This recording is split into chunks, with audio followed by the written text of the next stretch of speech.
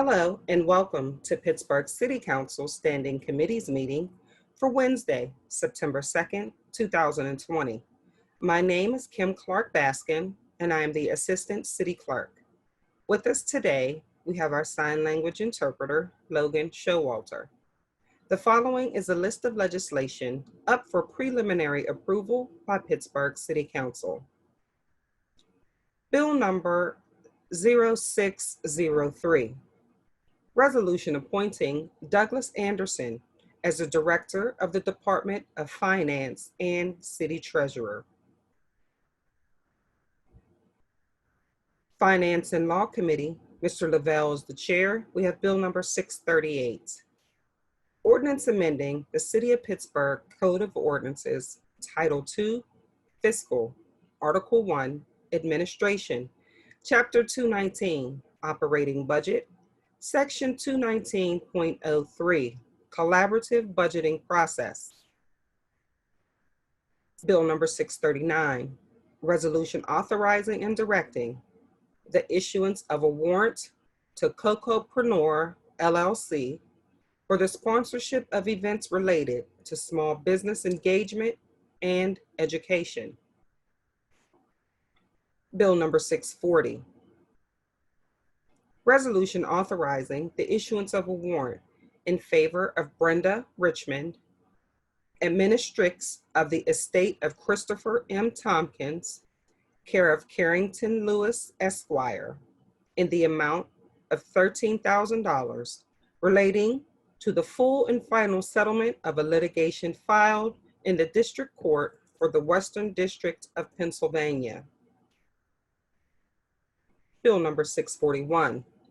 Resolution amending Resolution 431, authorizing the City of Pittsburgh's Ethics Hearing Board to enter into a professional services agreement with DeForest, Koselnick, Yokides, and Berardinelli for professional legal services regarding ethics matters by increasing the total cost of $15,000 from $30,000 to $45,000. Public Safety Services Committee, Mr. O'Connor is the chair. We have Bill number 642. Resolution providing for the issuance of a warrant in favor of Scanlon Fiber Optics, LLC, in the amount of $29,950.86 for the installation of in-car camera access points for the Department of Public Safety, Bureau of Police. Bill number 643, resolution authorizing the city's Department of Public Safety to purchase hazardous material emergency response equipment from Midland Manufacturing Corporation, cost not to exceed $13,801.86. Bill number 647, ordinance amending and supplementing the Pittsburgh Code of Ordinances, Title I, Administrative, Article 3, Organization, Chapter 116, Department of Public Safety to regulate the use of facial recognition and predictive policing technology. This bill is sponsored by council members. Public Works Committee, Mr. Coghill is the chair. We have Bill number 624. Resolution authorizing the mayor and the director of the Department of Public Works to enter into a license and maintenance agreement in which the city grants to Walnut Capital a right to plant and maintain landscape improvements upon city property along Bakery Square Boulevard in Mellon Park. Bill number 625, resolution authorizing the mayor and the director of the Department of Public Works and the director of the Department of Parks and Recreation to execute relevant agreements to receive grant funding from the Pennsylvania Department of Aging's Senior Community Center Grant to make improvements at the Hazelwood Healthy Active Living Center and further providing for an agreement and expenditures not to exceed $65,000 for this stated purpose. Bill number 626, resolution authorizing the mayor, the director of the Department of Public Works, and the director of the Department of Parks and Recreation to execute relevant agreements to receive grant funding from the Pennsylvania Department of Aging's Senior Community Center grant to make improvements at the Sheridan Healthy Active Living Center and further providing for an agreement and expenditures not to exceed $45,000 for this stated purpose. Bill number 627, resolution authorizing the mayor, the director of the Department of Public Works, and the director of the Department of Parks and Recreation to execute relevant agreements to receive grant funding from the Pennsylvania Department of Aging's Senior Community Center grant to make improvements at the Southside Market Home Active Living Center and provide for an agreement and expenditures not to exceed $51,000 for this stated purpose. Bill number 629, resolution granting unto Renewal Inc., their successors and assigns, the privilege and license to construct, maintain, and use at their own cost and expense a new exhaust flue that will project into the right-of-way at 329 Boulevard of the Allies, 1st Ward, 6th Council District.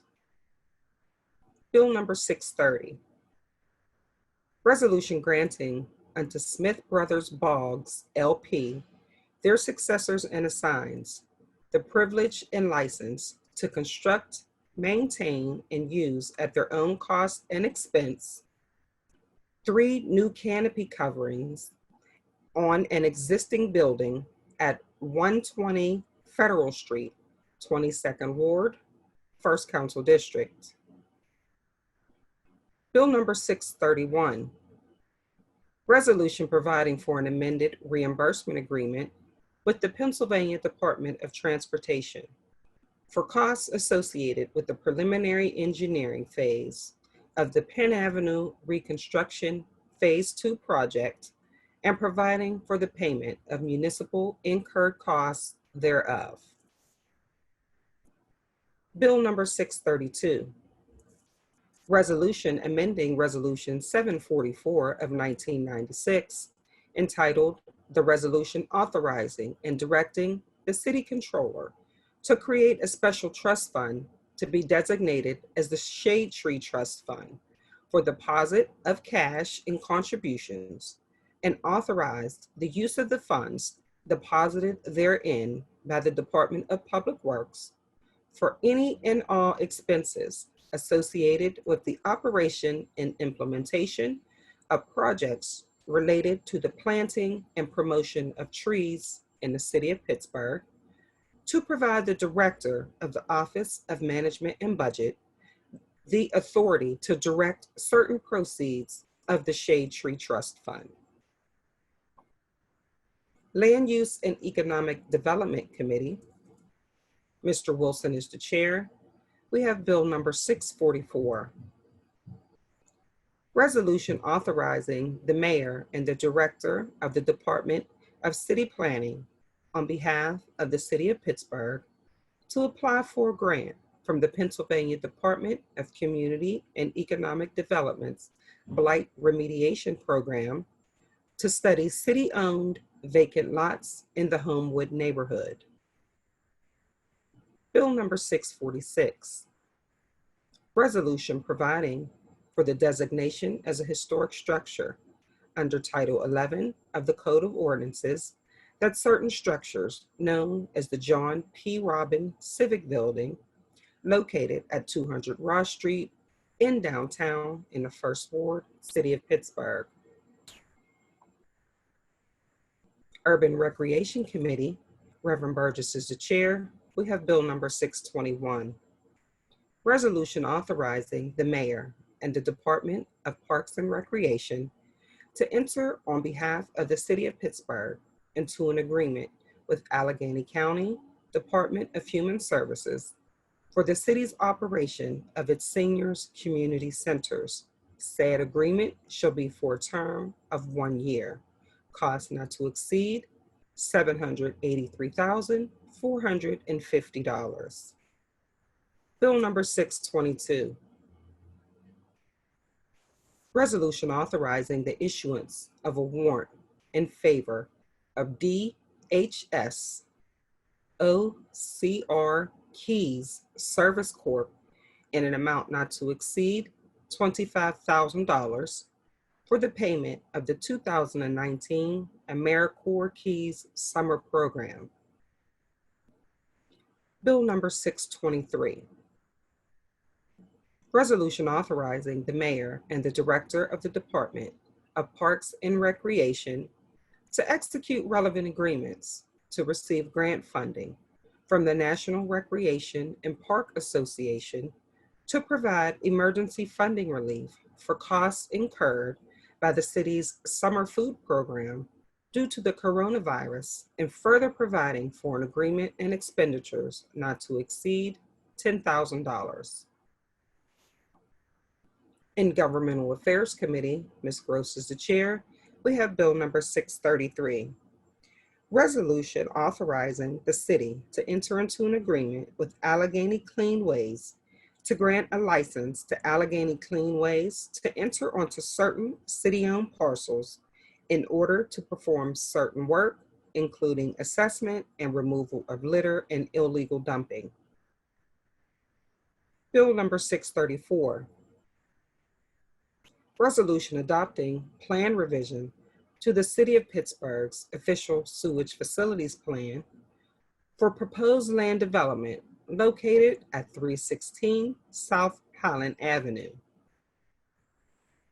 Bill number 635. Resolution adopting plan revision to the City of Pittsburgh's official sewage facilities plan for 1501 Penn Avenue. And Bill number 636. Resolution adopting plan revision to the City of Pittsburgh's sewage facilities plan for Sweetbriar Homes at 450 through 454 Sweetbriar Street. That concludes the reading of the legislation up for preliminary approval. Thank you and have a wonderful day.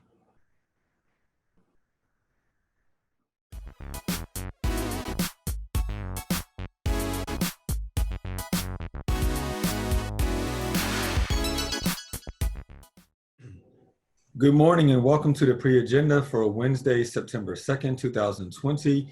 We have one appointment today for consideration. We have with us this morning Mr. Douglas Anderson as the Director of the Department of Finance. I'm currently joined by Councilwoman Erica Strasburger. Others will join as able. Would the clerk please read the titles of the bill? Bill 603, Resolution appointing Douglas Anderson as the Director of the Department of Finance and City Treasurer. If we could begin, Mr. Anderson, if you would just give us, we all know you very well, but for the public's benefit, if you would just give us a little bit of background information on yourself, and then we can go into questions if there are any. Okay. My name is Douglas Anderson. I am a resident of the city of Pittsburgh, the city's East End. I graduate of Duquesne University and Carnegie Mellon University's Heinz School. For the past 12 years, I have served as the Deputy Controller of the city of Pittsburgh. Thank you. I'm also, for the record, joined by Councilman Anthony Coghill. Are there any questions and or comments from council members? Good morning. Good morning. Chairman, if I can. Hey, Yes, Doug, welcome aboard, Doug. Thank you. You know, the controller's loss is our gain. Hey, sorry, I didn't fix my hair yet, guys. You know, I got to go get pretty for the meeting. But Doug, I just wanted to welcome you aboard. You know, we all have the utmost confidence in you, I think, just judging by some of the conversations we've had. And look forward to working with you. New capacity. I look forward to working with you all. Okay. See you guys in a little. Thank you. Any other questions from council members? Well, I guess Acting Director Anderson, it's really good to know that we're going to be in good hands with you. once certain council confirms you, and we couldn't be needing you in a more dire time, needing your services to the city.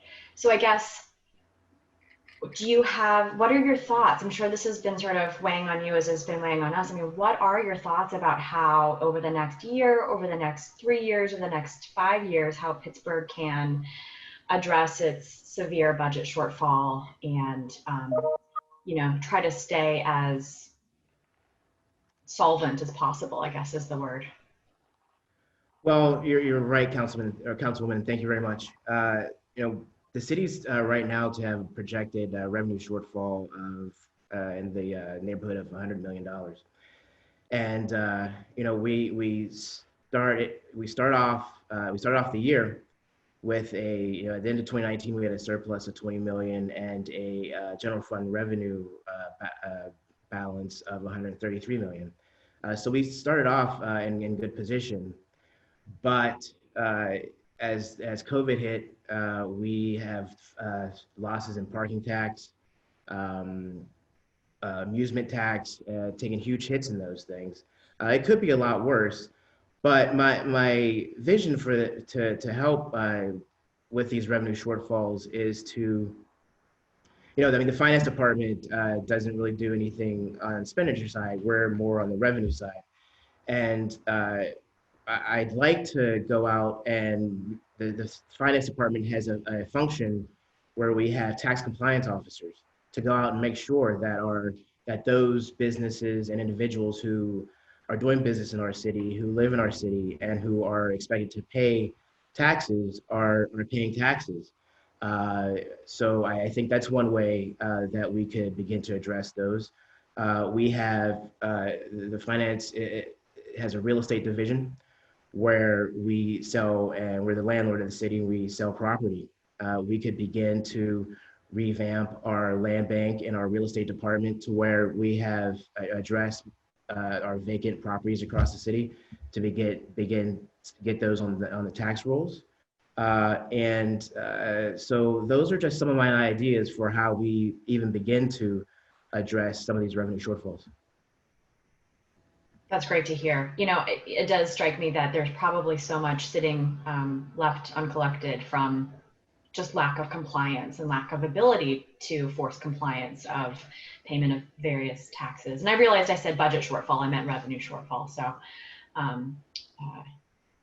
just wanted to correct myself there, but and it's great to hear that you're thinking about vacant properties, and I see a lot of synergy between that and getting those back on the tax rolls, and also say workforce development, finding rent to own type of homes for people or permanent family homes for people. I mean, there's so much that can be wrapped up in that, which I know every council member thinks about, probably much more than I do when it comes to vacant lots or abandoned properties. So I'm glad to hear that you're thinking about that in a holistic way. That's great. Those are all my questions. Thank you, Mr. Chair. Thank you.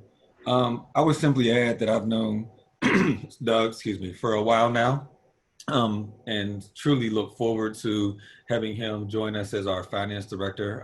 He obviously brings a world of expertise, is overqualified for the position, and I look forward to working with you. I do have one question for you, just as we enter this year's budget season. Obviously, we've already sort of acknowledged that we don't need to put out a budget too soon, as we're waiting to see what the federal government does.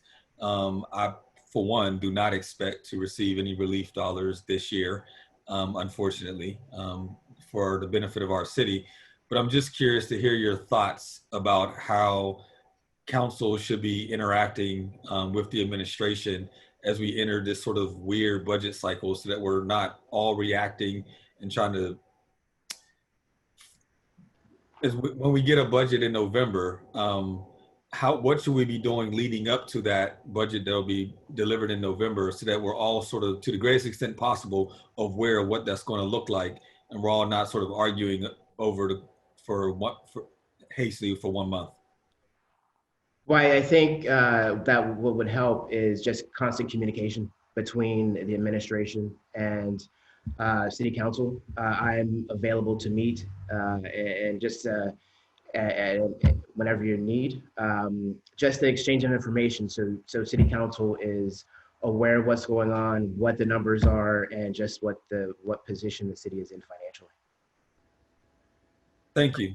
So with that, what I would like to do is maybe beginning in October, if we could then have maybe weekly conversations, maybe with yourself, maybe once a week with all the appropriate directors, just to talk about what you're looking at as relates to the budget. That way members can be apprised or generally what to expect once the budget is actually delivered. Absolutely. Cool, thank you. Seeing no other members, that will exhaust our pre-agenda. So yes, Madam Clerk. Okay. So for clarity, we actually approved last week. So there will not, the vote has already been taken, Councilwoman Strasburger. So he's actually been approved as finance director and treasurer. Thank you for the reminder, Madam Clerk.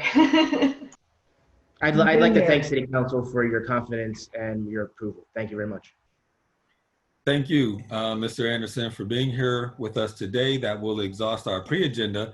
It is 9:53. Our regular agenda, our standing committee's agenda, excuse me, does not start till 10. Therefore, I would just ask everyone to remain on mute until 10 o'clock rolls around, and then we'll start that meeting. Thank you. Right.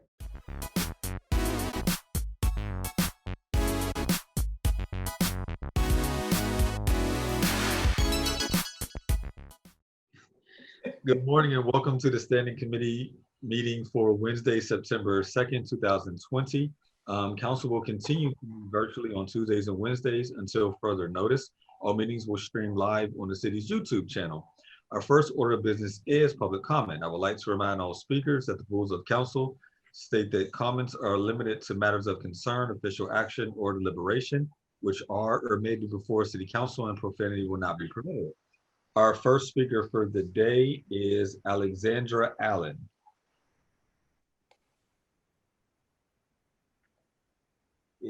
I'm looking, is Alexandra Allen with us?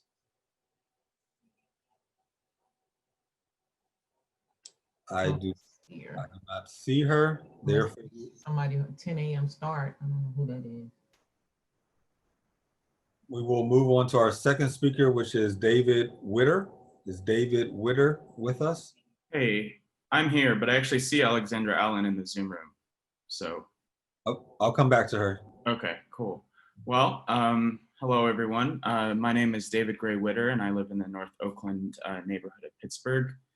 I thank the council members for having me and for listening to what I have to say. I'm a fourth year PhD student at Carnegie Mellon University School of Computer Science, and my research is in AI ethics. I interview software engineers who, despite taking every precaution, are not able to anticipate the many possibilities for intentional or accidental misuse of the systems they build. I've seen this while interning at NASA and at Microsoft, even though they are both organizations with a relatively high degree of oversight over the AI systems they build. Predictive policing uses biased and deeply flawed data, such as historical arrests or things that correlate with neighborhood poverty, in order to make predictions about where crime will occur next. Because the data going into these models is biased, the predictions of where crime will occur will also be biased, generating feedback loops that will further the criminalization of Pittsburgh's Black communities. Based on my research and my professional experience, and after thinking deeply about this issue, I do not believe there is a way to build a predictive policing system which avoids this egregious problem. I ask that the council vote to end predictive policing, stop location monitoring, disclose bids on surveillance systems, and disclose current and past surveillance initiatives. Thank you, and I'm happy to discuss this issue later with anyone here, and I look forward to seeing how each of you vote. Thanks. Thank you very much. I do see we have Ms. Allen with us, Ms. Alexandra Allen. Hello, can you hear me? Yes, ma'am. Thank you. Hi, my name is Alexandra Allen. I live in Squirrel Hill, and I'm calling to express my support for both Councilmember O'Connor's legislation on predictive policing and facial recognition technologies, but also to express my support for an outright ban on those technologies as well. I support a ban in the legislation because these technologies are fundamentally flawed. They will always amplify pre-existing bias against people of color and people in poverty, and they will always result in criminalization of Pittsburgh's Black and brown neighborhoods. For example, predictive policing often uses historic arrest rates to make predictions about where crimes will occur next, and then sends off more officers to those locations. However, past arrest data is inextricably influenced by structural racism within society and the criminal justice system. The tech will just tell you to send more officers to the Black and brown neighborhoods that have already been over-policed and unjustly incarcerated in the past. It doesn't matter how good the algorithm is. If you feed it racially biased data, it will spit out racially biased predictions. And at this point, there is no arrest data that is not inherently racially biased. And there's no reconfiguration or reinvention of this tech that will get rid of that racial bias. And anybody who tries to tell you otherwise is selling something. Today, you'll be discussing Councilmember O'Connor's legislation to regulate the use of predictive policing and facial recognition technology in Pittsburgh.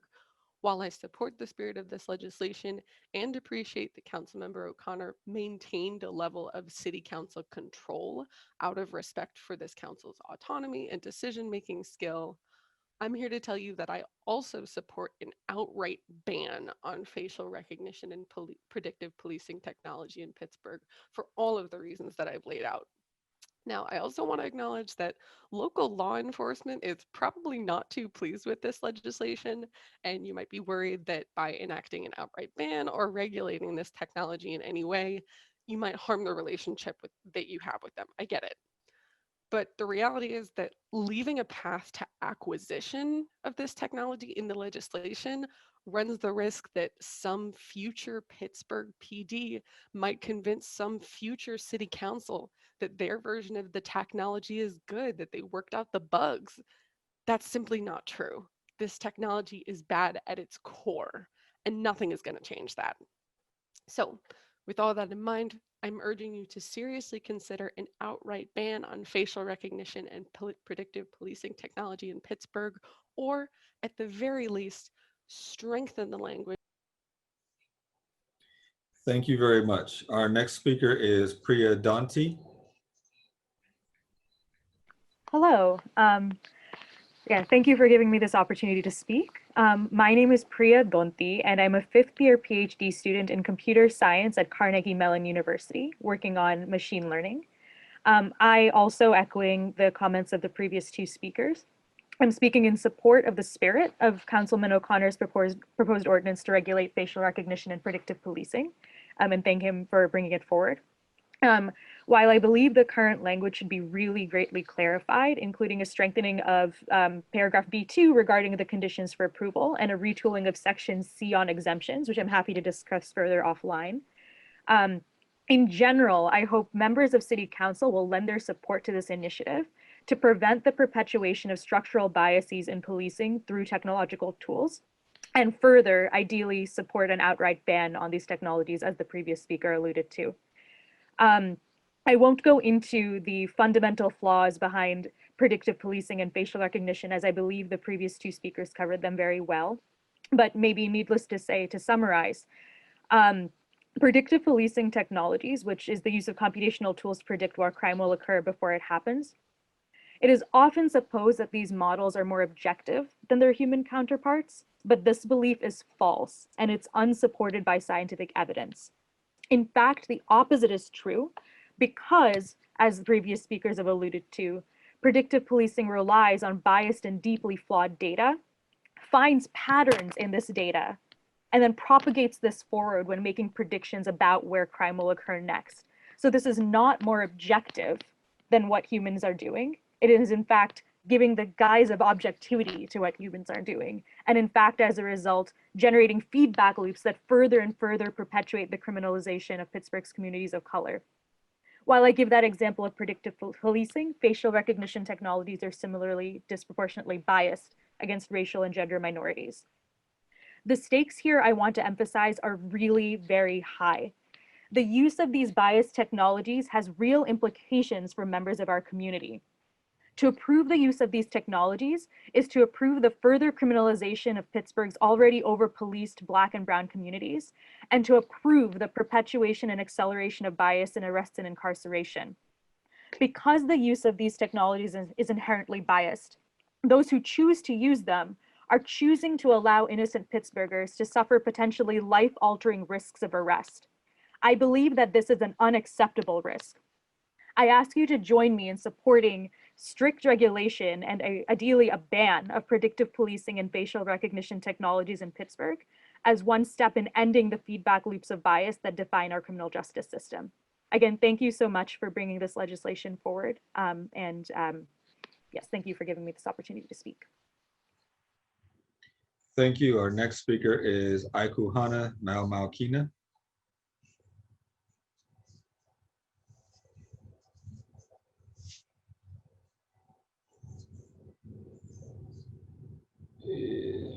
I'm looking.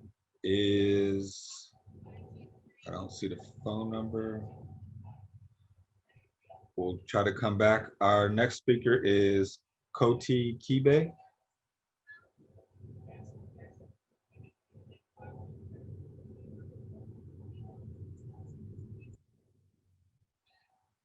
Is Koti Kibe with us? I do not see him. Our next speaker is Steve Stamey.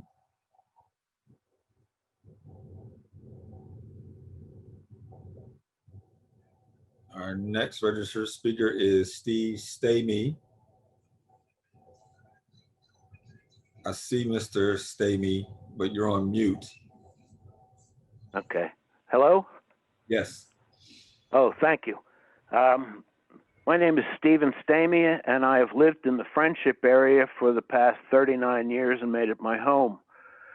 When I moved here, Friendship was all crack houses and horror houses. My house was a horror house. Many people helped to clean up this area, the crime and the graffiti and the traffic problems. We put in stop signs where there were not. We worked with the city and our city council representative, Bill Peduto, at the time, to widen the streets and intersections to allow ease of traffic and make it safer. There's not been an accident at this corner for 30 years, but the city plans on painting 50-foot clowns and balloons at this intersection in front of my home. I am the homeowner here. There's another man named Mark Bendler, who's a school teacher, lives on the other side of the street. We were never discussed. We were never asked. No one from our city government, no one from this cockamamie group that represents these people. They are not from here. They're from another area of Shady Side, and they want to put 50-foot clowns and balloons in front of our homes. The proposed traffic changes are absolutely ridiculous. They are dangerous. How would school buses, EMS trucks, fire trucks, ambulances, commercial vehicles to Aldi's, they go around and through Friendship. These roads are too narrow as it is, and narrowing these roads would not only be dangerous, but danger everybody, including the community. What has been proposed is nothing more than graffiti. There's no such thing as asphalt art of any kind. And the $25,000 to $75,000 that the city was going to spend could be much better spent feeding children or helping in the pandemic that we have now. The use of tax dollars to clean up the park from the drunks and the drug addicts. There's a guy that daily takes a bath in a bucket over there, but no one ever comes when you call the police. But yet you want to paint 50-foot clowns and balloons, supposedly to make it safer for children. There are no children here. These are all singles. Friendship is filled with single people, mostly school age and above and working class. These people proposing this do not live here. They live in another area of this, many blocks away. Maybe this bunch of counselors would listen to citizens like me and actually return phone calls, maybe even do the right thing. Maybe our mayor would return the phone call that he promised to return to me. Maybe he would read the things he signs. This is not a canvas for art. This is my home.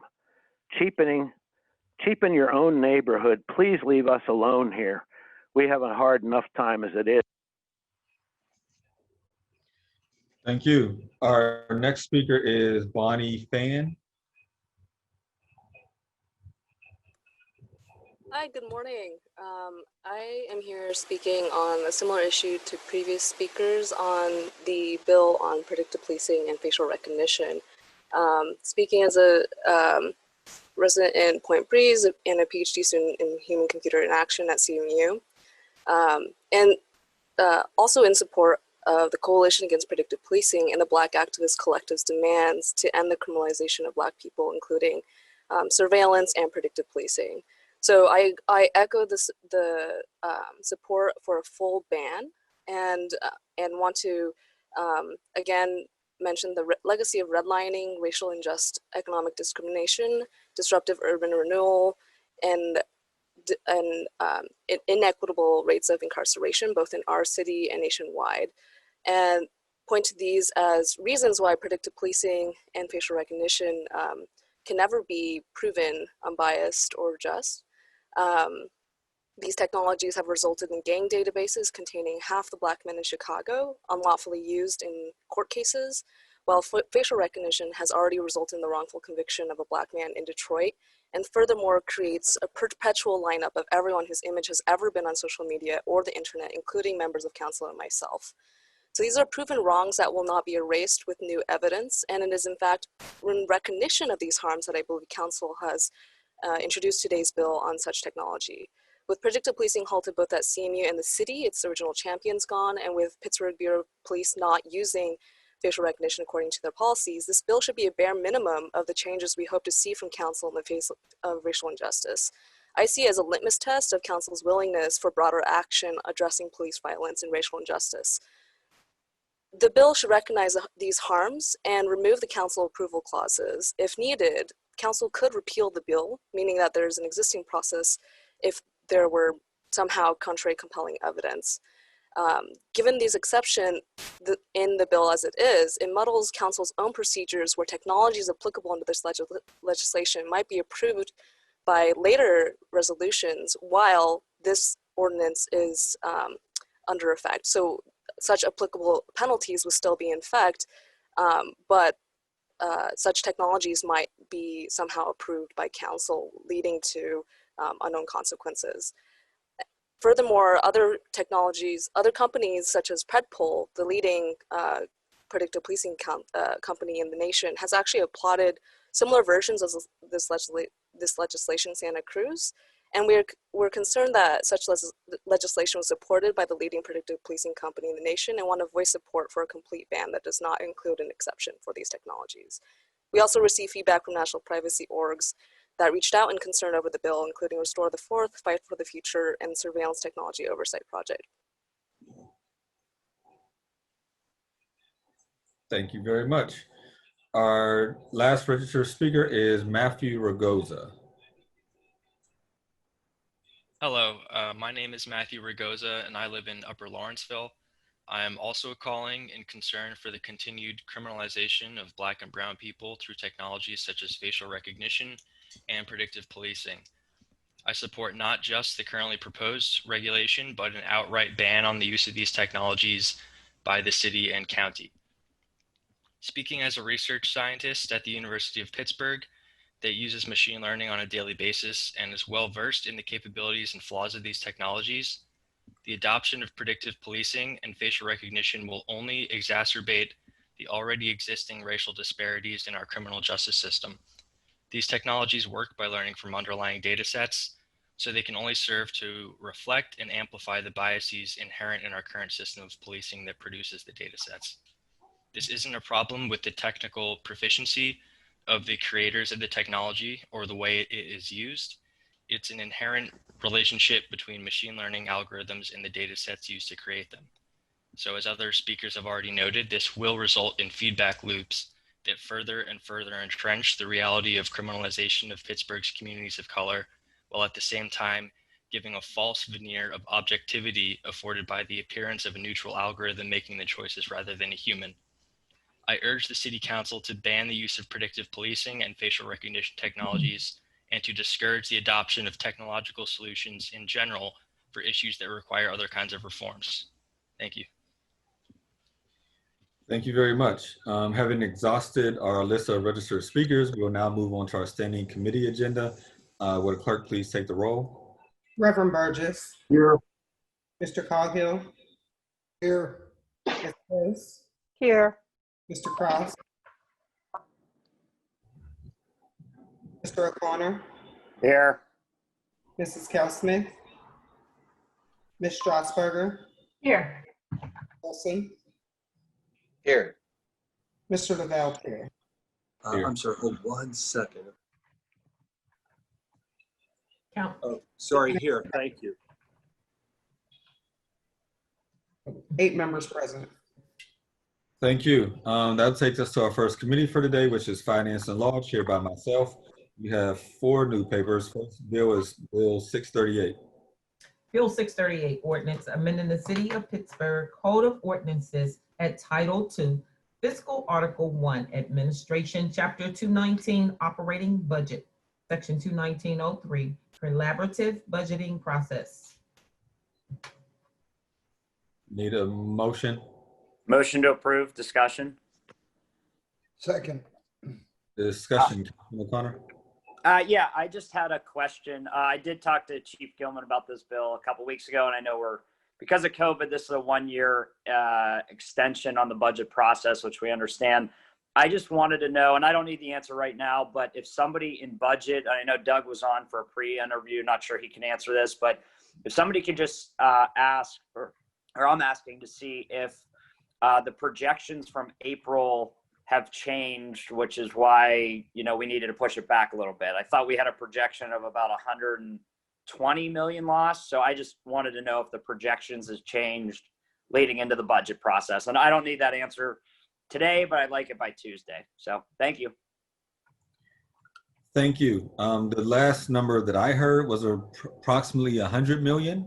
So that may be a change. And Doug on the call this morning said somewhere around the same, but we can get that. Okay, thanks. Thank you. Any further discussion from members? Seeing none, all those in favor say aye. Aye. Aye. Any opposed? Bill is recommended. That takes us to Bill 639. Bill 639, resolution authorizing and directing the issuance of a warrant to Cocopreneur LLC for the sponsorship of events related to small business engagement and education. Need a motion to approve? Motion to approve. Second. Any discussion? Seeing none, all those in favor say aye. Aye. Aye. Any opposed? Bill is recommended. That takes us to Bill 640. Bill 640, resolution authorizing the issuance of a warrant in favor of Brenda Richmond, administratrix of the estate of Christopher M. Tompkins, in the amount of $13,000 relating to the full and final settlement of a litigation in the U.S. District Court for the Western District of Pennsylvania. Motion to approve. Second. Any discussion? Seeing none, all those in favor say aye. Aye. Any opposed? Bill is recommended. That takes us to Bill 641. Bill 641, resolution amending Resolution 431, which authorized the City Ethics Hearing Board to enter into a professional services agreement with DeForest, Kosnick, Yokitis, and Berardinelli Coppers Building for professional legal services regarding ethics matters by increasing the total cost $15,000 from $30,000 to $45,000. Motion to approve. Second. Any discussion? Seeing none, all those in favor say aye. Aye. Any opposed? Bill is recommended. That takes us to our invoices. We need a motion to approve the invoices. So moved. Second. Any discussion on the invoices? Seeing none, all those in favor say aye. Aye. Aye. Any opposed? Invoices are approved. We have P cards for approval. Need a motion on the P cards? So moved. So moved. Second. Any discussion? Seeing none, all those in favor say aye. Aye. Aye. Any opposed? P cards are approved. That'll take us to our Public Safety Services Committee, chaired by Councilman O'Connor. 3 new papers, Bill 642. Bill 642, resolution providing for the issuance of a warrant in favor of Stalon Fiber Optics LLC in an amount of $29,950.86 for the installation of in-car camera access points for the Department of Public Safety Bureau of Police. Motion to approve. Second. Any discussion? Seeing none, all those in favor say aye. Aye. Any opposed? Bill is recommended. That takes us to Bill 643.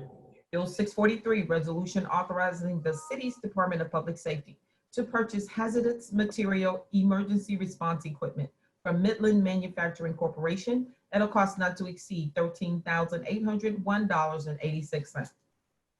Motion to approve. Second. Any discussion? Seeing none, all those in favor say aye. Aye. Aye. Any opposed? Bill is recommended. That takes us to Bill 647. Bill 647, ordinance amending and supplementing the Pittsburgh Code of Ordinances at Title I, Administrative Article 3, Organization, Chapter 116, Department of Public Safety to regulate the use of facial recognition and predictive policing technology. Motion to approve. Brief discussion. Second. Sorry. So I just want to thank my colleagues for this bill. I do want to thank the callers. I want to thank Councilwoman Strasburger for setting up the coordination with CMU and my office. There are some amendments that we're working out through the law department and public safety that we hopefully will get to council by Friday, worst case Monday of next week. We did meet with public safety yesterday. So I just want to thank everybody, in general for their support of this. We've gotten a lot of good letters, obviously the callers as well. This is something that's much needed to be at the forefront of this, like other cities have been. So I'm actually going to make a motion to hold 1 week for discussion next week, hopefully. Second. Any discussion on the 1 week hold? Seeing none, all those in favor say aye. Aye. Aye. Any opposed? Bill will be held 1 week. Thank you. Thank you. That takes us to Public Works Committee, chaired by Mr. Coghill. New papers, Bill 624. Bill 624, resolution authorizing the mayor and director of the Department of Public Works to enter into a license and maintenance agreement in which the city grants to Walnut Capital a right to plant and maintain landscape improvements upon city property along Bakery Square Boulevard in the Mellon Park. Motion to approve. Second. Any discussion? Seeing none, all those in favor say aye. Aye. Any opposed? Bill is recommended. Bill 625. Bill 625, resolution authorizing the mayor and director of the Department of Public Works and director of the Department of Parks and Recreation to execute relevant agreement to receive grant funding from the Pennsylvania Department of Aging's Senior Community Center grant to make improvements at the Hazelwood Healthy Active Living Center, and further providing for an agreement and expenditures not to exceed $65,000. Motion to approve. Second. Any discussion? Seeing none, all those in favor say aye. Aye. Any opposed? Bill is recommended. Bill 626.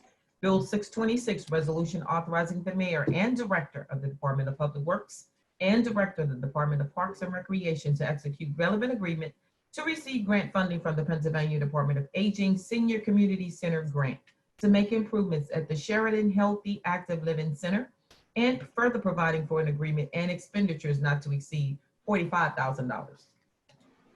Motion to approve. Second. Any discussion? Seeing none, all those in favor say aye. Aye. Any opposed? Bill is recommended. Bill 627. Bill 627, resolution authorizing the mayor and director of the Department of Public Works and the director of the Department of Parks and Recreation to execute relevant agreement to receive grant funding from the Pennsylvania Department of Aging's Senior Community Center grant to make improvements at the South Side Market House Active Living Center, and further providing for an agreement and expenditures not to exceed $51,000. Motion to approve. Second. Any discussion? Seeing none, all those in favor say aye. Aye. Any opposed? Bill is recommended. Bill 629. Bill 629, resolution granting unto Renewal Inc., their successors, and assigns the privilege and license to construct, maintain, and use at their own cost and expense a new exhaust flue that will project into the right-of-way at 329 Boulevard of the Allies in the First Ward, 6th Council District. Motion to approve. Second. Second. Any discussion? Seeing none, all those in favor say aye. Aye. Aye. Any opposed? Bill is recommended. Bill 630. Bill 630, resolution granting unto Smith Brothers Boggs LP, their successors, and assign the privilege and license to construct, maintain, and use at their own cost and expense 3 new canopy-covered awnings on an existing building at 120 Federal Street, 22nd Ward, 1st Council District. Motion to approve. Second. Any discussion? Seeing none, all those in favor say aye. Aye. Aye. Any opposed? Bill is recommended. Bill 631. Bill 631, resolution providing for an amended reimbursement agreement with the Pennsylvania Department of Transportation for costs associated with the preliminary engineering phase of the Penn Avenue Reconstruction Phase 2 project, and providing for the payment of municipal incurred costs thereof, not to exceed $825,000, federally reimbursable at 80%, and the municipal shares of Commonwealth incurred costs not to exceed $10,000. Motion to approve. Second. Any discussion? Seeing none, all those in favor say aye. Aye. Any opposed? Bill is recommended. Bill 632. Bill 632, resolution amending resolution 744, which authorized and directed the city controller to create a special trust fund to be designated as the Shade Tree Trust Fund to provide the directors of the Office of Management and Budget with authority to direct certain proceeds of the Shade Tree Trust Fund. Motion to approve. Second. Any discussion? I have a question about this. Yeah. So I saw a couple hands go up. I'm not sure. Who was that? Councilman Strasburger? Yes, yeah. Okay, Councilman Strasburger. Well, I guess I just would like clarity as to what the changes are here, since I thought that there was already a Shade Tree Trust Fund. Hi, Councilwoman. Yes, you're correct. There already is a Shade Tree Trust Fund. The way it was previously set up was that all revenue from bus shelter advertisements would have to go into the Shade Tree Trust Fund. This is more of a technical correction, basically saying that not every single penny of bus shelter revenue would go into the Shade Tree Trust Fund. We could direct it to the general fund or other trust funds as needed moving forward. Got it. And remind me what other revenue flows into the Shade Tree Trust Fund aside from bus shelters, if you happen to know? I don't know off the top of my head. I can look up the authorizing resolution and follow back up with you. Thank you. I appreciate it, Director. No problem. Thank you. Councilman Wilson. Yes, thank you. So that, thank you, Councilwoman, because that alludes to the question I had. So in the bill, it says bus shelters, contributions from private citizens, companies, foundations, governmental agencies. I was just curious, like, if it's for the bus shelters, you know, is that is that the only group that we would be moving money from, or is that the other language seems to make it pretty open and broad? I didn't know if that was, if there was more technical clarification we could make. As it stands now, the authorizing uses of the revenue, if from the other entities, could be redirected as well. this change was more of a technical correction, just so that any and all revenue was not forced to go into this fund, that we could redirect things, like I said, as moving forward, if other contracts come up, if other opportunities come up. Okay. Yeah, I do see that correction of the line, any and all. Okay, thanks for the clarification. I just wanted to understand more of how the Shade Tree Trust Fund works. Thanks. No problem. Thank you. Thank you. Councilman Carter? Yes. Yeah, me too. Thank you. Hey, Kevin, I just want to know, what is the balance in the Shade Tree Trust Fund as it sits? Apologize, I was on mute. I don't know the exact balance off the top of my head. I can check our financial system. And when I follow up with Councilwoman Strasburger's question and answer, I can include the balance if that would be helpful as well. Yeah, I'd also like to know the balance of the cash generated from the stops as well, okay? Okay. Thank you. No problem. Thank you. Councilman Kraus? First Yeah, round. thank you. Yeah, thank you very much. Director, good morning. Good morning. I'm a little curious. I kind of feel like I'm writing a blank check, and that kind of makes me a little bit nervous. Because then every dollar that would come from bus shelter revenue could very well be directed, and there would be no money going into the Shade Tree Commission at all. It would be at the will of the Office of Management Budget. Am I correct on that, I think? Correct. I mean, the stipulations of what would go into the Shade Tree Trust Fund would be outlined in any contract for bus shelter revenue as well. So is this because we no longer have a contract for bus shelter, or we switched from Lamar to Gateway? We're currently in the process of switching. That contract kind of drove this bill because in that contract, it states that the first $25,000 of the bus shelter revenue would be directed to the Shade Tree Trust Fund, and the other revenue outside of the first $25,000 per quarter, that is, so $100,000 per year, could be directed to the general fund. So based on the language of the original authorizing resolution for this trust fund, that contract language wouldn't necessarily match up one for one. So we had to change this language in order for the contract language with Gateway to be allowable. But we don't have that language. I can't see that. And that was a whole lot of information to digest. Is there a way to direct a minimum that must go into percentage-wise, a minimum percentage of revenue that must be dedicated to the Shade Tree Commission? Our urban forest is one of the most important things that we tend to. Right, and we understand that. The language itself isn't in this particular bill, but that particular language that you're speaking to is in the contract for Gateway. And I would be happy to share that. It's in draft, though, currently right now, but we needed this change first before executing that agreement. But that language would stipulate what would go into the designated Shade Tree Trust Fund for revenue. I just think I would be a little bit more comfortable with having a minimum percentage of bus shelter ad revenue and other revenues that must be directed to the Shade Tree Commission at a minimum. This, and please, I'm not trying to overemphasize, but this would authorize the Office of Management and Budget to redirect every penny of revenue to other resources, including the general fund. Based on the current draft of the Gateway contract and the language in there, no. We would have to designate $25,000, the first $25,000 of the bus shelter revenue per quarter to the Shade Tree Trust Fund under this contract. So it would be a minimum of $100,000 per year based on the draft of the contract. And then anything else would go to it. Director, could I add to that? I'm sorry.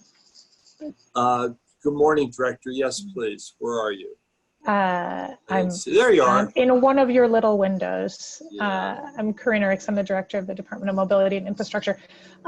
Council, you passed a resolution.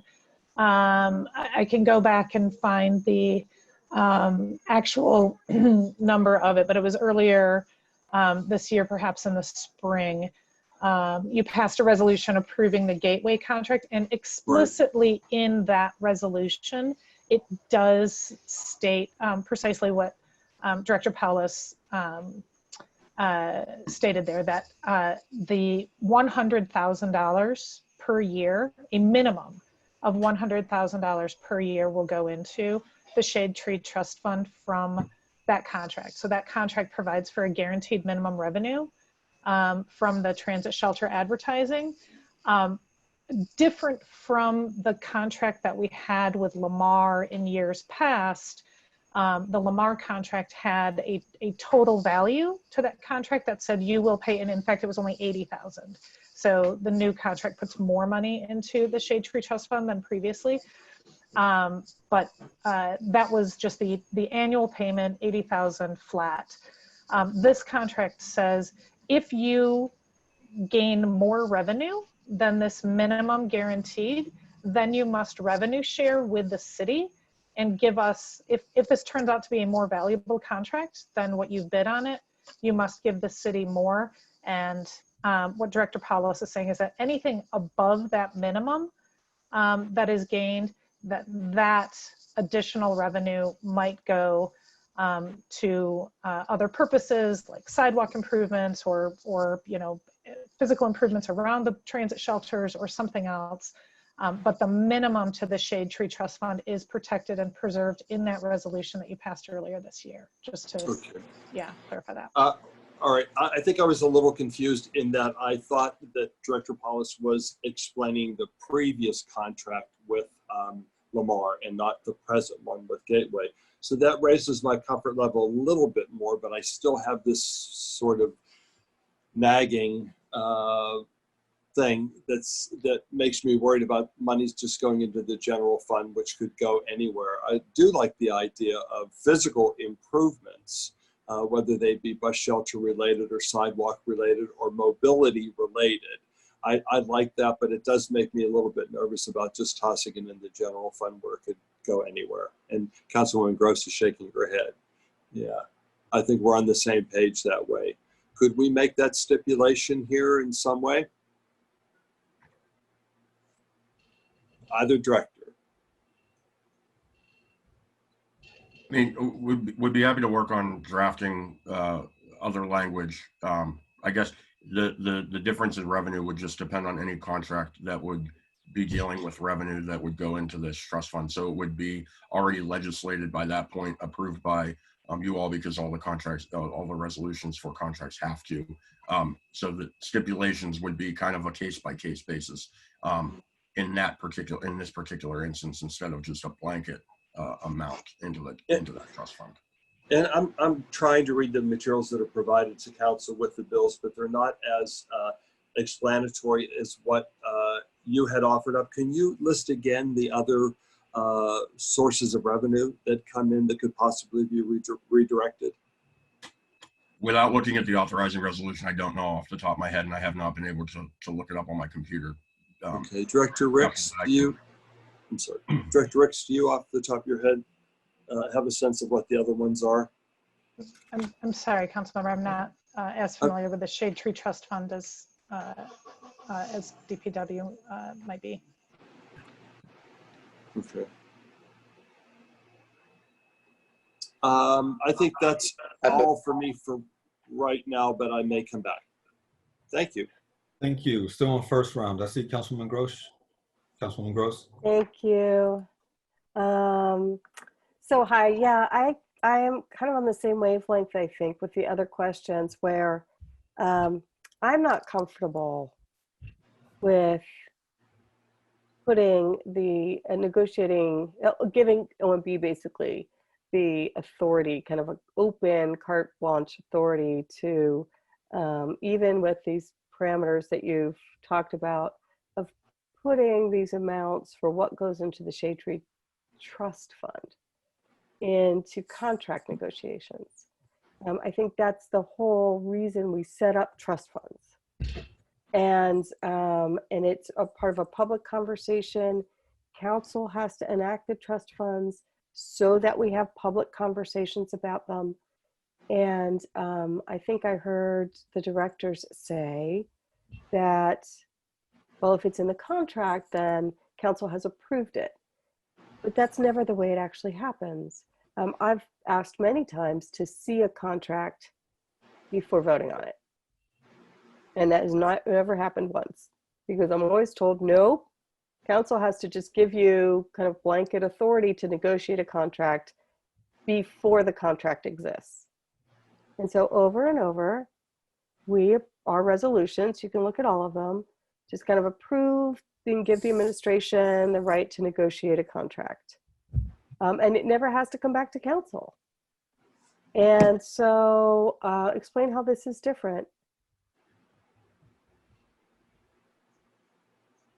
Like Director Ricks stated, I think there was the resolution that was passed in January of 2019 that had the stipulations that was passed by council that specifically mentioned these particular parameters as it pertains to the gateway contract. So but we haven't seen the contract.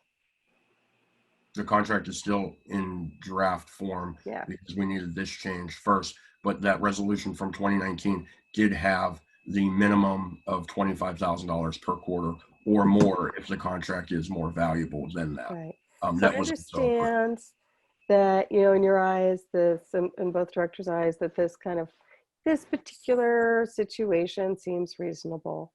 But I still am uncomfortable on principle that we're going to allow trust funds to kind of just we do a lot of deliberation in setting them up, and for good reason, and with public input and in public discussion. But that we just kind of let that all become fuzzy and non-binding, basically, for this kind of backdoor contract negotiation just makes me really uncomfortable. I don't like the precedent. I understand the balance here because, like Councilman Kraus just said, I'm really in favor of improving our transit shelters. They desperately need improvement. I've complained on behalf of constituents, not even really in my district, but on behalf of my constituents, about the one in front of currently Obama High School that's just been a mess for years. It's a high traffic area. It wasn't being tended to. It was in between the contracts, so there was kind of nobody in charge of it. And, you know, I can think of a lot of places where I see people waiting for buses where a shelter would be fabulous, but there is none. So I get that there's a balance and there's kind of stress on both sides here. But I'm not sure that it's worth this point. Like, why don't we just put the revenue in the Shade Tree Commission? We have this huge goal of planting what? Like, I don't want to make up the number. Some gargantuan. We have a goal from the administration of planting thousands, tens of thousands of trees. How many trees are we supposed to be planting citywide? Some enormous goal, and we don't have the funds for it. And that's what this trust fund's for. And I certainly have damage to street trees that have been taken out by storms lately, trees that are at the end of their life cycle that residents are upset about losing their trees because, you know, we've taken them down and not replaced them. We lean on non-governmental partners to raise funds and try to distribute trees, and people have to sign up to get a tree. You know, there's demand. We have big goals and we need those funds. And so I don't think that I'm ready to vote for this today, certainly. And I don't want to hear, oh, well, we have to because it's an emergency because we have to sign a contract. So, because this is a big change, and I don't think we should just slip it through. Thank you, Mr. Chair. That's all. Councilman, if I can. Oh, please, I'm sorry. I did ask you questions, but then I kept talking. So please respond. That's okay. I just want to kind of distinguish a little bit, and Director Powles can correct me anything that I'm saying wrong. But the execution of the contract is the contract negotiations that went into that. The contractor is ambivalent, I would say, as to which account we deposit the contractually required minimums that they provide to us. So I don't know that this is material to those contract negotiations. We've already been through that as to, you know, you must pay us this minimum you know, this is the share of additional revenue sharing that you need to provide. That's what's material to them. And these are the performance requirements as far as, you know, state of good repair of the shelters and those kinds of things. That's material to that contract. As to which account this goes into, that's not necessarily material to proceeding with the shelter maintenance contract, which again, I think we all share a priority in getting those shelters in a good state of repair. I will just add to the discussion that there is the nexus here comes actually from the RIV zoning that I know you're very familiar with, that was passed a couple of years ago, I guess now, where it does that zoning makes reference to a mobility fund. And that's sort of the nexus here of allowing then revenues that are generated from mobility assets to be reinvested above and beyond what's necessary for the shade tree maintenance, which is also important to mobility because we all like shade when we're walking on our streets. So there is that nexus. I just wanted to offer that up because I understand this is all it sweetens the a pot little for bit me, murky. but I Yeah. still have, it sweetens the pot for me, but I still have Mm-hmm. to stand on principle. I really don't like this precedent. And I'm not, I think I'm not ready to be comfortable with it like in the next 30 seconds. I'm gonna have to really, I think we need to think carefully before we start allowing what looks like backdoor negotiations for changing trust fund revenues. And again, you know, the point of having the trust fund is that we, you know, the citizens have called for action. We've had public conversation. It's so important. We set it up as a trust fund instead of going into the general fund. So, you know, in the general fund, you know, we have our kind of annual budget, and then you guys do get to use discretion amongst those general budget categories, even though there are very many budget lines. But these are highly structured trust funds for a reason. So it does kind of backdoor it. And I think I need to chew on this, so I'll stop talking. Thank you, Mr. Chair. Thank you. Any further members for first round? If not, second round, Councilman Wilson. Yes, thanks. A lot of my questions were answered with some of the dialogue that was already going on. Is there a reason to, you know, a necessary reason to vote on this today? Director Paulus? I'm sorry, can you state the question again? Is there a necessary reason to vote on this today, or can we revisit this and clarify these items? Well, part of the funding of the contract does stipulate the money going into the Shade Tree Trust Fund and then other monies as designated by the general fund revenue account. So as long as that's not going to hold the contract up, then the answer to your question would be no. I would have to work with law on that. Okay. Thank you. Thank you. Any further members? Councilman Carpenter. Okay. Director, let me get this straight.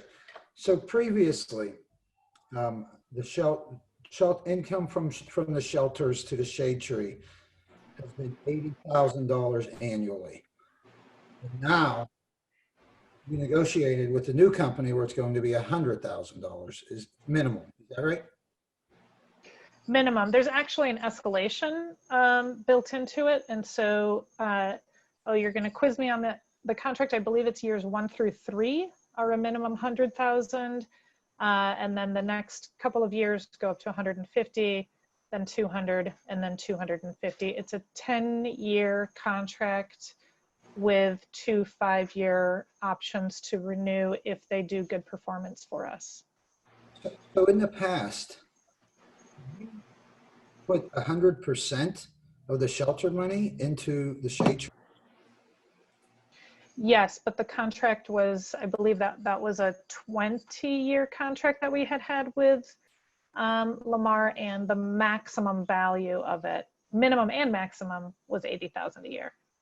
So we're anticipating revenues to go up from the shelters and projecting more money. The guaranteed minimum goes up, but also if the advertising on those shelters actually yields a profit beyond what the kind of cash flow analysis that they provided to us for the contract is. So if they end up getting $1 million more in a year than what they anticipated they would get, I don't actually think that that's a big threat, but if they do get $1 million more profit a year than what they anticipated, then we have a % share of that. And so they need to convey a portion of those profits above and beyond the minimum to us. So if advertising really goes gangbusters in the city, we could actually see contract values in excess of the guaranteed minimum. Right. So, Director, as it currently stands, so the shade tree is funded by whom else? Other revenues? What other revenues? Just the shelter? I believe there is a component of city planning for landscaping zoning requirements, but that was going to be part of my follow-up to all the members that set up the authorizing resolution back in the 90s or the 80s. I believe I would have to look that up. So when we're talking about, you want me to weigh on the revenues? Go ahead, Director. Say that again. Go ahead. I'm trying to answer the question on the revenues. Besides what the bus shelter revenue puts into those shade tree trust fund, whenever the city forester might cite somebody for illegal tree removal, for the value of those trees, those are the kind of revenues that go into the shade tree trust fund. As Director Paulus alluded to, there's a city planning contingent about compliance, and I forget the word they use about with regards to development. So the major funder, though, for the Shade Tree Trust Fund is the bus shelter revenue. And I believe I heard a question earlier about what was the balance in the fund. Kevin can allude to that, but I think it's somewhere near to the, right now, about $380,000, but we have a lot of committed projects to be spending that down. Got it, Director Gable. Thanks, and thanks for joining in. So, so when we're talking about other revenues, we're not talking about a great deal of revenue other than the shelters. That whereas you will be able to. Right. We're talking the shelters. Am I fair in saying the shelter income is 80+% of the actual revenue? Yeah, the shelter revenue does account for the lion's share of the revenue, yes. Right. So when you talk about redirecting future monies or being able to utilize them differently, you're anticipating a much higher revenue in advertising. Is that right? Potentially, just like Director Rick said about once we see the performance of the new vendor, that would be more clear at that point in time. Okay, you know, it all makes sense to me. However, I do understand Councilwoman Gross's opinion as far as that principle goes, and when you're looking at trust funds like this. So, so yeah, I would be happy to do what the will of council does today. Thanks. Thank you. Councilman Kraus, second round. Yeah, thank you very much. I'll be brief. The clerk was kind enough to send around the resolution that we passed back in 2019.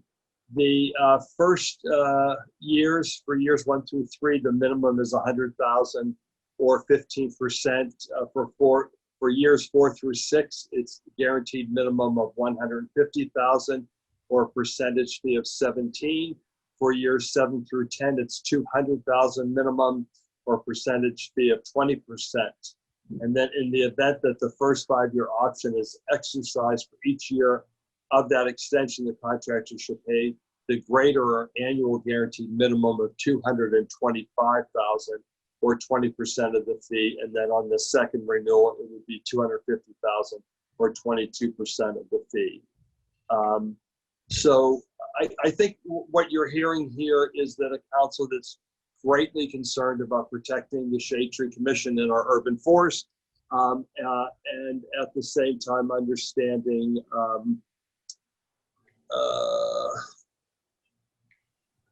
revenue distribution. what continues to make me uncomfortable and what I would ask, I could vote this today if I could ask that we tighten up the language around the ability for the excess to go into the general fund, but rather be dedicated more to infrastructure types of improvement that are around mobility. And I would feel infinitely better about that. Thank you. Thank you. We are still on second round. Just for clarity, for public, that was Director Mike Gable, who was also joined the conversation. Councilman Gross. Hi. Since we have, I think, such, again, deliberative, careful conversation in creating any new trust funds. In fact, council has, before my time, kind of gone through trust funds and like cleaned them out.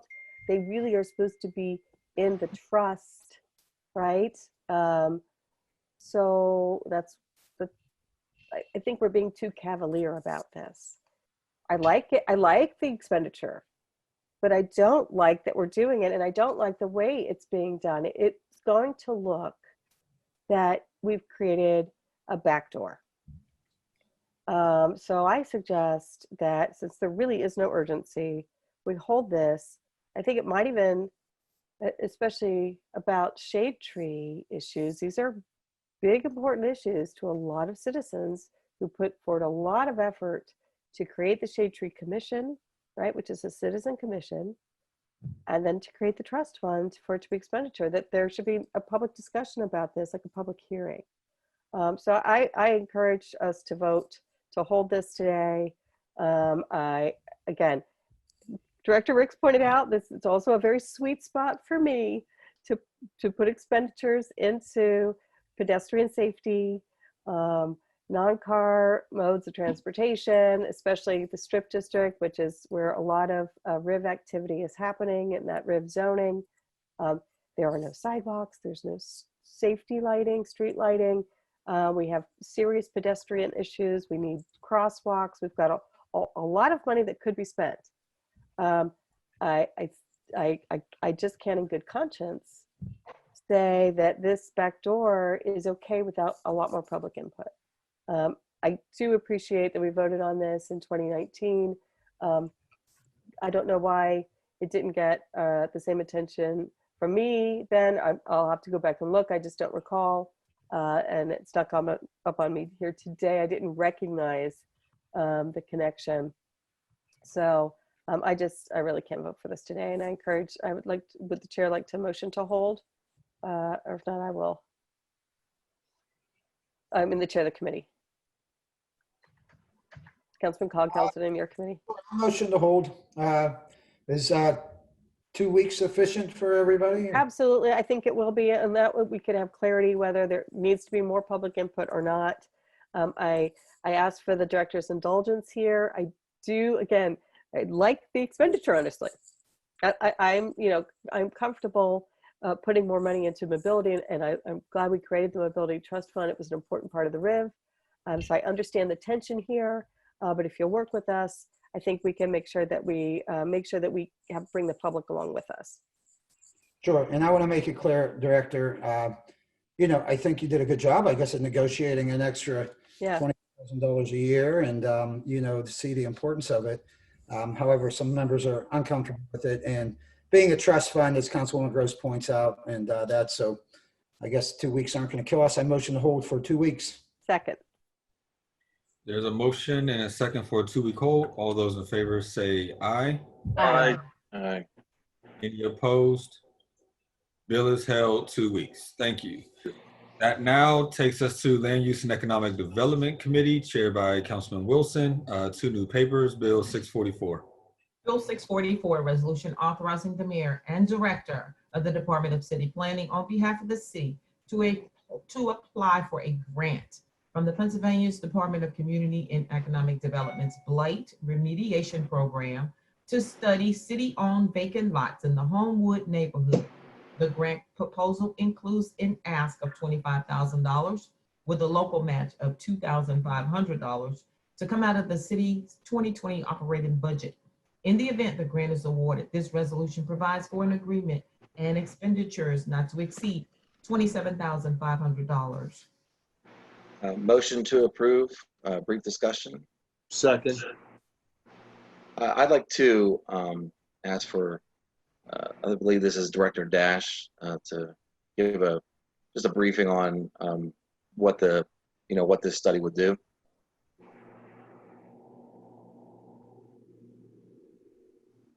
I'm not sure if He's on, but he's on mute. You're on mute, Director Dash. Thank you. Sorry about that. Yeah, so this was a recommendation that came out of the adopted Homewood Comprehensive Community Plan. We saw an opportunity to find, through this funding program to be able to fund that project.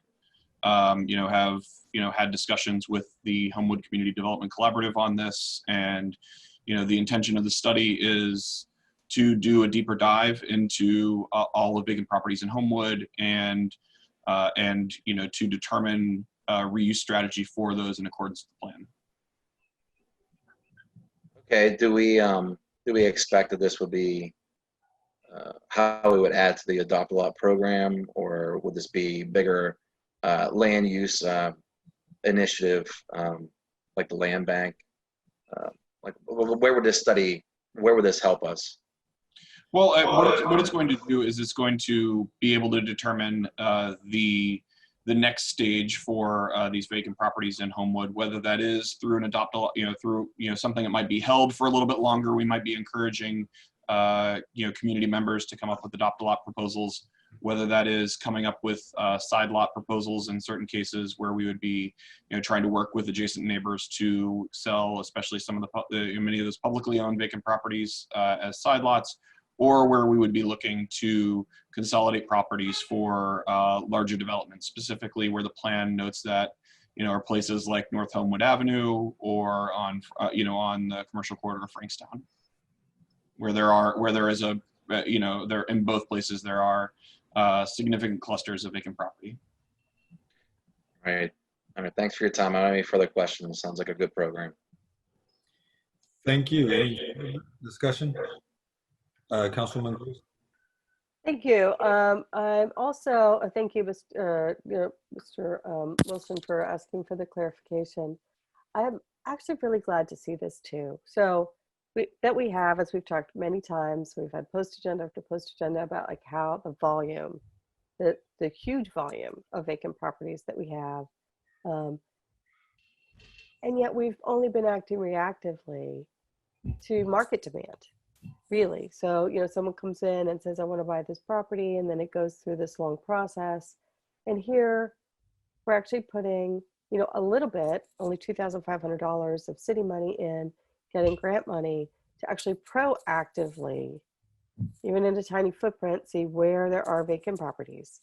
What would be best use for them? I think this is the kind of proactive planning that our planning department can do that is really fruitful. And the tool on the other end about how to dispose of them, whether that's land bank helping to dispose of them, or some other kind of partnerships helping to utilize them, or whether the city kind of allows use for them but retains ownership, like we've done in some cases, we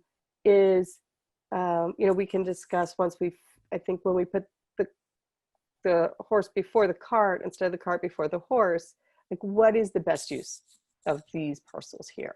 And so I really like this. I'd like to see more of this. I think this is really what's needed in some parts of the city that are really suffering from the high numbers of vacant properties. So I just wanted to say that. Thank you. Thank you, Councilwoman. Thank you. Any discussion?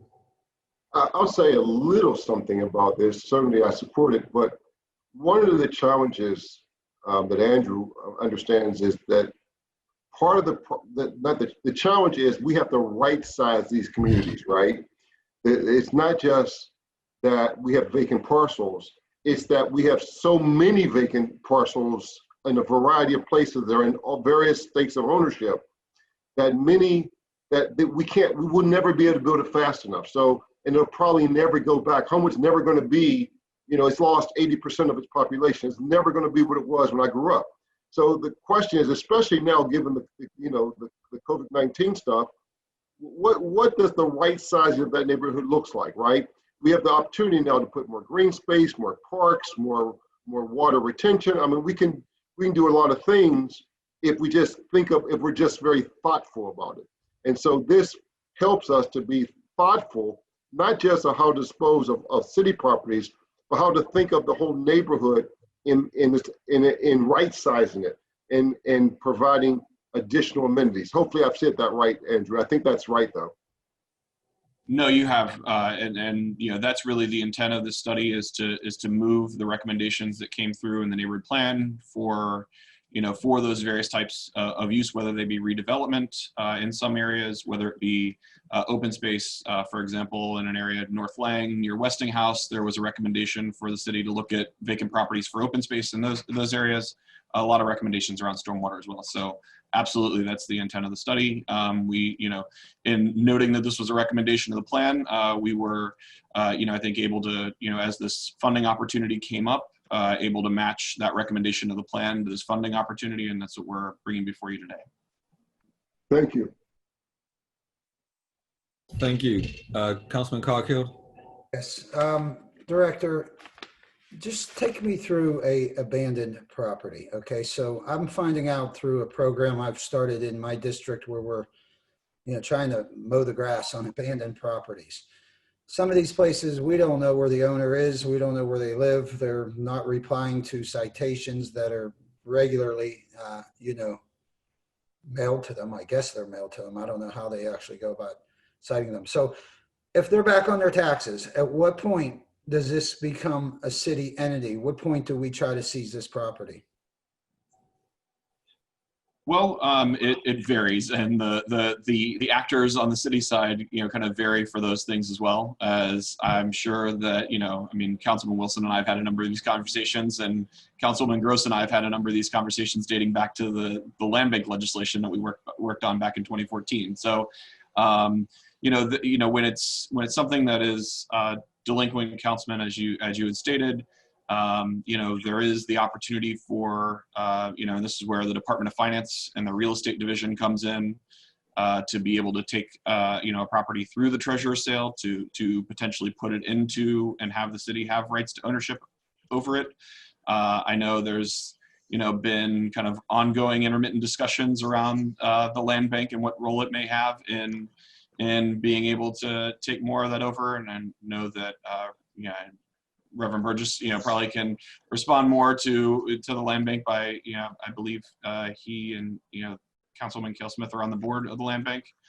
You know, so, but right now it is, you know, something that is identified. You know, Department of Finance really has the opportunity to do that.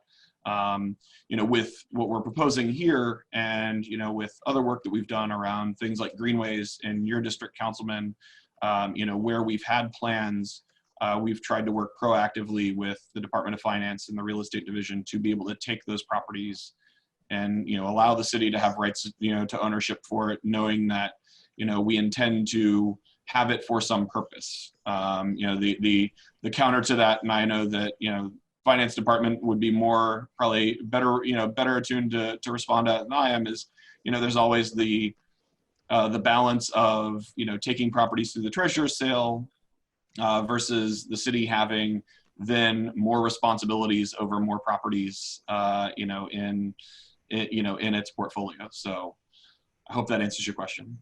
Yeah, you know, I'll give you an example. I have a woman who lives next to a property. We can't find a homeowner. They're back on their taxes. She would love to buy it and increase the size of her yard. It seems simple. I mean, it really seems very simple. Now, I'm not familiar, Rev, with the land bank and what the purpose is. And Councilwoman Gross, I know you helped form that, and seemed like a really great idea to address these situations.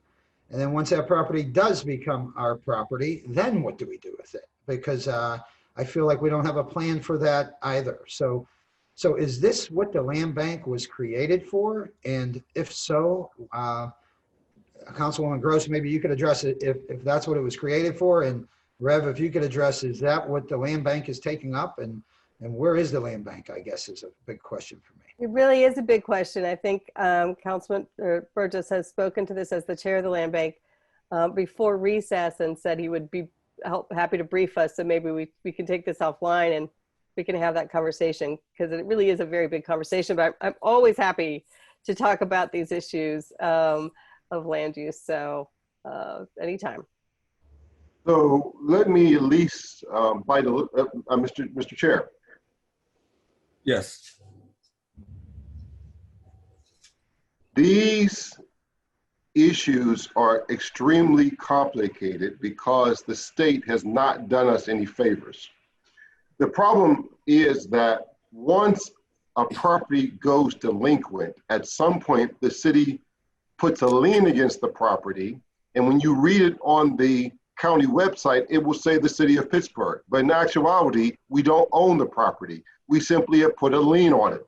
The original owners still own the property, and or if they died, they're heirs. And so in order to clean that property, there is an expense, and there is probably about an 18-month process to clear that title. And so the land bank, seeing that it's not funded with the probably, I don't know the number, somewhere like $3, $4, $5 million it would take a year to start cleaning a whole bunch of these properties, doesn't do that. The land bank is really designed for very specific small activity, primarily for community groups and for individual people to develop. We've been plagued by some problems with state law and some other things, but we have a new plan, which again, I think I'm willing to brief council privately with, that we think will expedite this. But the land bank is not really designed to clean all this land. Like in Homewood, 70%, some number like that. And Andrew has a number probably better than me, but somewhere like 60 to 70% of the land is vacant and or abandoned. Most of it not owned by the city, although many of it leaned by the city, actually not owned by the city. And so just in Homewood, there are some huge number. I think maybe 3,000 parcels, some number like that. So and I think citywide maybe 11,000, some number like that. The problem is so big, no entity has the resources alone to tackle the problem. And so we do these sort of small incremental things. What other states and counties have done that can work have been a little bit more draconian, right? Where if you're 2 years behind on your taxes, the city takes it automatically. And I mean, there are other ways. It's a combination of state law and lack of resources make this very challenging. Just in Homewood alone, we would almost bankrupt the city simply trying to clean all the titles in Homewood. And because many of them, are just someone lived in it, they left, the house may or may have gotten torn down by the city, the heirs may or may not have claimed the property, and it's just sitting there in legal limbo. So there's still, what is it, a conservatory? There are other tools that we have, but it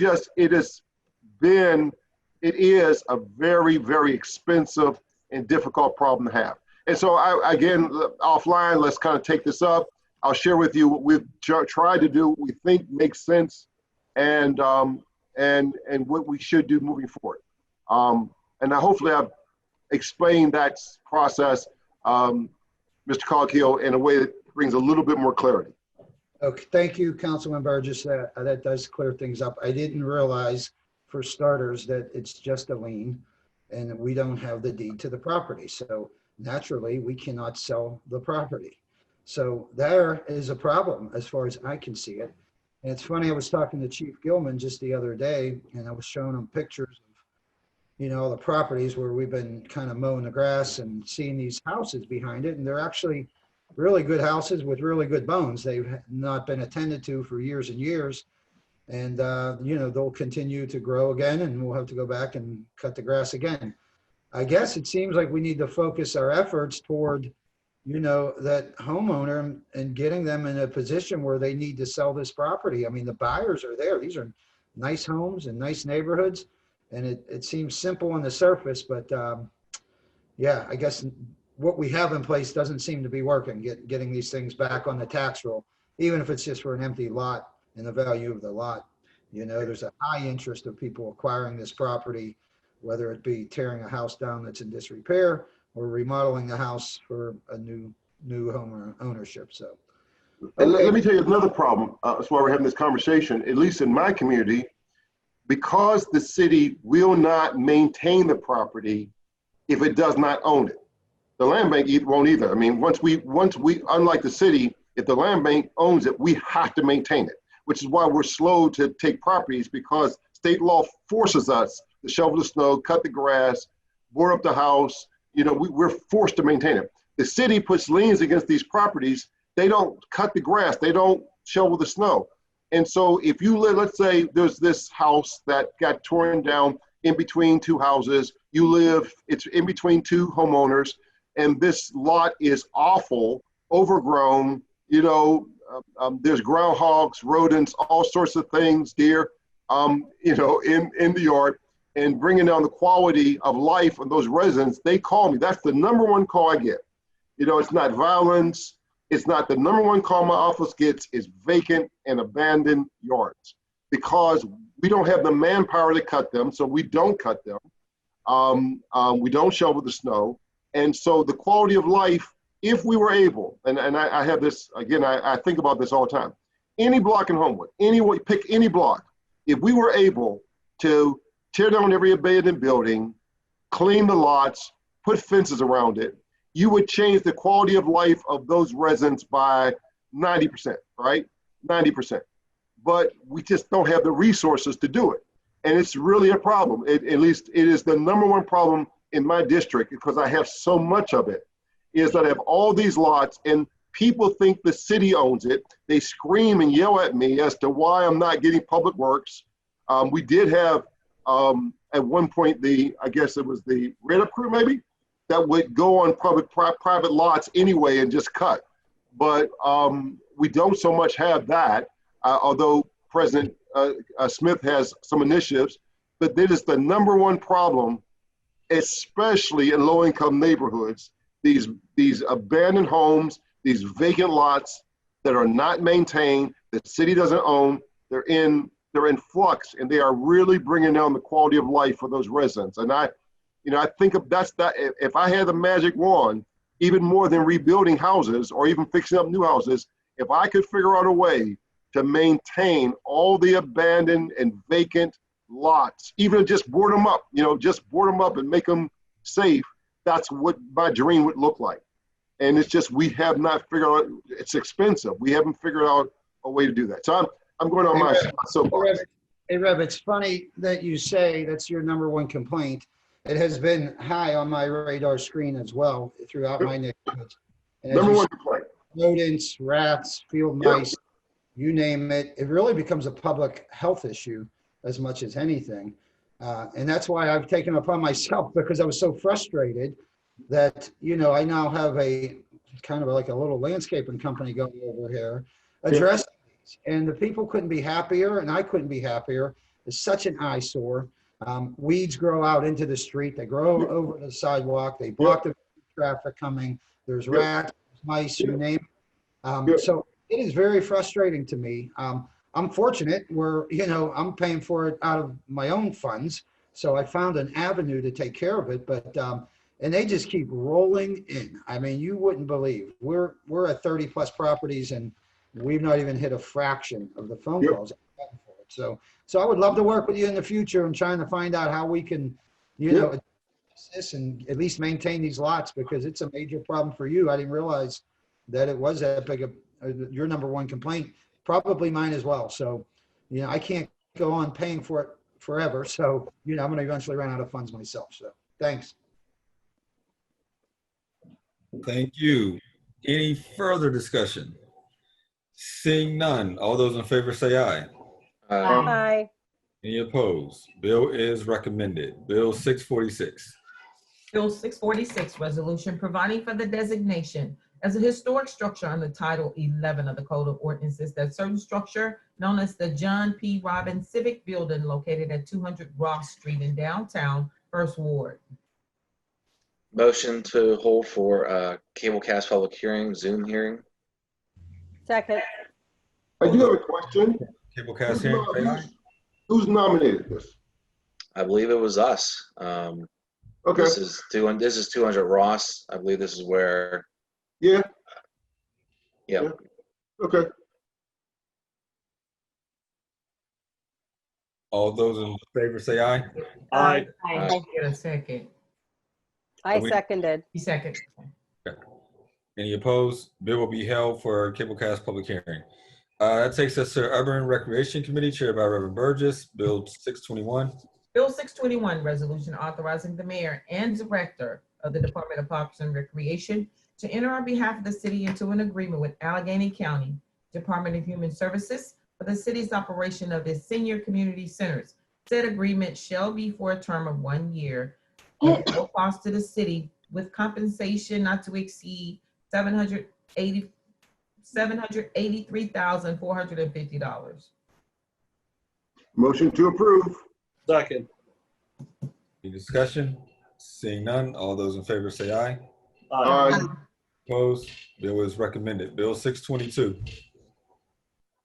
Bill 622, resolution authorizing the issuance of a warrant in favor of DHS OCR Keys Service Corp. in an amount not to exceed $25,000 for the payment of the 2019 AmeriCorps Keys Summer Program, which provides funding for hosting 17 youth to participate in the Department of Parks and Recreation educational program and jobs training for the summer. The AmeriCorps members who participated in this program worked alongside city park staff to support the multi-site summer camps and providing for the payment thereof.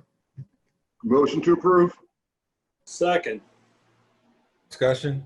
Seeing none, all those in favor say aye. Aye. Any opposed? Bill is recommended. That takes us to Bill 623.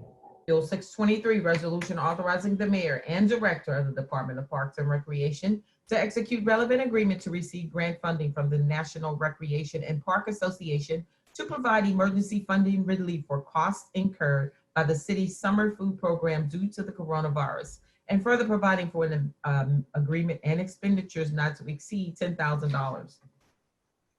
Motion to approve. Second. Any discussion? Seeing none, all those in favor say aye. Aye. Any opposed? Bill is recommended. That takes us to our last committee, Intergovernmental Affairs, chaired by Councilwoman Gross, Bill 633. Bill 633, resolution authorizing the city to enter into an agreement with Allegheny Clean Waste to grant a license to Allegheny Clean Waste to enter into certain city-owned parcels in order to perform certain work, including assessment and removal of litter and illegal dumping. This agreement will also allow access to certain Department of Public Works Division facilities by Allegheny Clean Waste for disposal of collected litter and illegal dumping. Motion to approve? Second.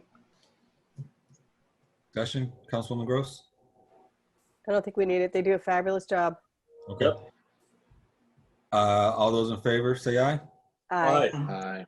Any opposed? Bill is recommended. Can I also, Mr. Chair, register an aye vote for the votes I missed when I was not on? Teresa Kell-Smith. Yes, President Smith. Thank you. Thank you. Bill 634. Bill 634, resolution adopting plan revisions to the City of Pittsburgh's official sewer facilities plan for proposed land development located at 316 South Highland Avenue. Motion to approve a discussion. Second. I'm going to defer to the councilwoman. I think this is in Shady Side, or is this in Councilman Burgess's district? I'm not sure which This block. is Shady Side. Thank you. Thank you. And I was just going to say, I apologize for not connecting with you sooner. I would like to hold this for 2 weeks, please. Certainly, absolutely. Motion to hold 2 weeks. Second. All those in favor say aye. Aye. Any opposed? Bill will be held 2 weeks. Bill 635. Bill 635, resolution adopting plan revision to the City of Pittsburgh's official sewer facilities plan for 1501 Penn Avenue. So I'm going to motion to hold 3 weeks, but can I motion to approve a discussion first? Sorry. So I need a second. Second. Yeah, so I just want to explain to council again that this is the massive building that's being proposed. You might have seen in the newspapers. Right across the street from Lydia's, the old Woolies fish refrigeration building, the big concrete one. It's controversial. It just had its first briefing at planning that made the newspapers. It has not even had a public hearing at the Planning Commission yet. So they haven't even discussed the building yet. So this is very early. I just wanted to point that out. This is very early in its approval process. So I've been waiting. We had this discussion before recess with confusion about the order and sequence of bills and sewer modules. And we had been in discussion with the director of city planning, Councilman Wilson, Councilwoman Smith, and myself, asked for an explanation. He's kind of working on putting a memo together and a meeting together with us to figure out why is the sequencing changed between departmental approvals and law and this path, development path with the sewer modules. So I'm just going to motion to hold for 3 weeks. Second. All those in favor say aye. Aye. Any opposed? It will be held. Last bill, Bill 636. Bill 636, resolution adopting plan revisions of the city of Pittsburgh's official sewer facilities plan for Sweet Briar houses. That's 450 through 454 Sweet Briar Street. Motion to approve a discussion. I need a second. Thank you. Thank you. I also will defer to the council person for this district. I'm not actually sure where Sweet Briar Street is. I wasn't able to track this one down. Apologize. It's Councilwoman Kill Smith, isn't it? Councilwoman Smith, can you hear us? I'm happy to support the sewer module if you're supportive of the project. Did she have to leave us again? You know what, I'm happy to pass this, and if she has any problems with it, or if we figure out that there's any problem with the development approvals, we can always recommit it on Tuesday. So that's all. So I already motioned to approve, so. Okay. Any further discussion? Seeing none, all those in favor say aye. Aye. Any opposed? Bill is recommended. That does exhaust our agenda. We have a couple of meeting announcements. Council will meet for their regular legislative meeting next Tuesday, September 8th at 10 a.m. Council will meet for a pre-agenda interviews next Wednesday, September 9th at 9:30 a.m. with the standing committee meeting to commence immediately following at 10. Also, next Wednesday at 6 p.m., Council will hold a cablecast public hearing on Bill 618, a petition relative to the installation of roundabouts on Reynolds Street, aka the Neighbor Way. To register to speak, please call the city clerk's office at 412-255-2138 by 9 a.m. Tuesday and Wednesday for the regular and steady committee meetings, and call by 4:30 p.m. Wednesday for public hearings. You may also submit written testimony by email to the city clerk's office at pittsburghpa.gov. Is there any other comments from members? Seeing none, we need a motion to approve the minutes and adjourn. So moved. Second. All those in favor say aye. Aye. We are adjourned.